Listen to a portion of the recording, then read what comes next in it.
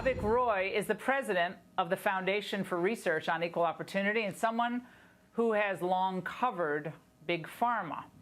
Avik, it's great to see you. The timelines for the vaccine keep creeping up. Dr. Fauci was on another network tonight saying, well, it's not a rush. This is just everybody's working together and people are anxious to get this tackled. Are these dates realistic? Well, let's be clear, Laura. I mean, if we're able to develop a vaccine for COVID-19 or SARS-CoV-2, the virus that causes the disease COVID-19, if we're able to develop a vaccine that provides immunity in 12 to 18 months, that would be wonderful, and we all should hope for that outcome.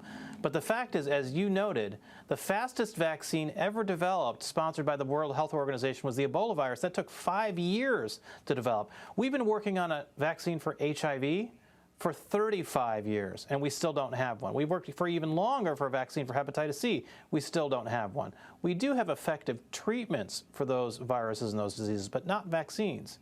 And so this idea that we're somehow just going to snap it a couple of fingers and whip it up and all of a sudden we'll have a vaccine, that's ambitious at the least and possibly, incredibly unrealistic. And why does that matter, Laura?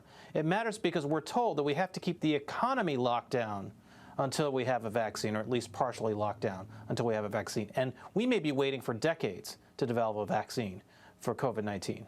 Yeah, well, Bill Gates gave an interview to, I think it was German television not so long ago, that basically said the shutdown has to continue until we have a vaccine. I'm paraphrasing, but that's essentially what he said. So, I mean, Bill Gates' life isn't really going to change that much in shutdown, but the lives of most Americans are going to change, and not for the better during this shutdown. A lot of doctors have spoken out about this concern for the rush to the vaccine. Again, a great thing if it were possible. Watch.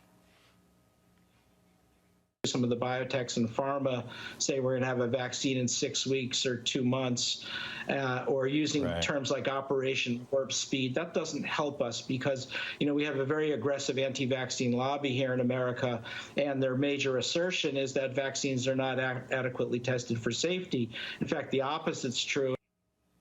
Avik, we're talking about something that, if it goes wrong, could kill you. I mean, yeah, and Dr. Hotez actually did a nice interview with the New York Times that was published today, a very long article explaining why these timelines, these 12 to 18-month timelines that Dr. Fauci is talking about, are most certainly unrealistic. I mean, look, again, we want Dr. Fauci to be right, but the likelihood that he's right is very low.